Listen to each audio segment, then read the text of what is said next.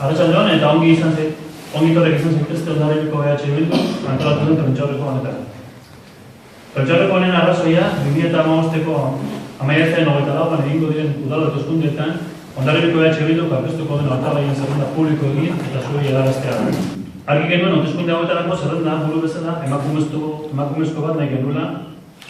Izan ere, ezker abertzala feministatzat du bere burua eta zentzu honetan iruditzen zaigu emakumezko bat jartzea zerrenda buru bezala, deklarazio intentzio bat ere izan dela. Gure zerrendan, sortuko jendea dago, EAko jendea dago, Aralarreko jendea ere eta baita independenteak ere. Irakasleak dauzkagu, langileak, arrantzaleak, nekazariak, ikasleak, jubilatuak eta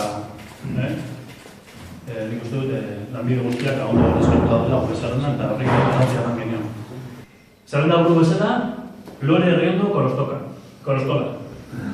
Lore Herriondo Korostola nauzue, Euskal Herria Bilduko zerrenda burua Hondarribiarako, politikagintzan berria, orain artean nire militantzia euskalgintza eta kulturgintzan eman dut, eta pentsatzen dut horrek lagunduko ditela zerbaitetan herriarentzako lan egiteko. Horrek batetik eta bestetik lan taldeak bai nirekin batera hauteskundeetan aurkezten direnak, baita herrian batzordeetan eta gainerako elkarte eta erakundeetan lanean eta lanerako prest ditugun guztiak. Hondarribiaren osasuna eta ondasunak zaintzeko, hobetzeko, bideratzeko, ezagutzera emateko, partitzeko eta antolatzeko gaude.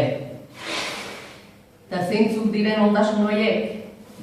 Bertako hizkuntza eta hizkerak, kultura, hezkuntza, kirola, giza eskubideak, elkarbizitza, ekonomia, gazteria, etxebizitza, hiri antolamentua, feminismoa, ingurugiroa, garraioa, elikadura, baliabide naturalak, nagusiak, merkataritza, turismoa eta amaierarik gabeko dauden eta etorreko diren gaiak.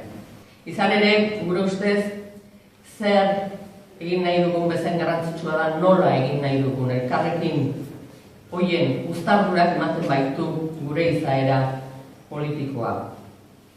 Eta izaera politiko horrek hain zuzen ere desberdintzen gaitugu gainerako eredu eta alderdien gandik.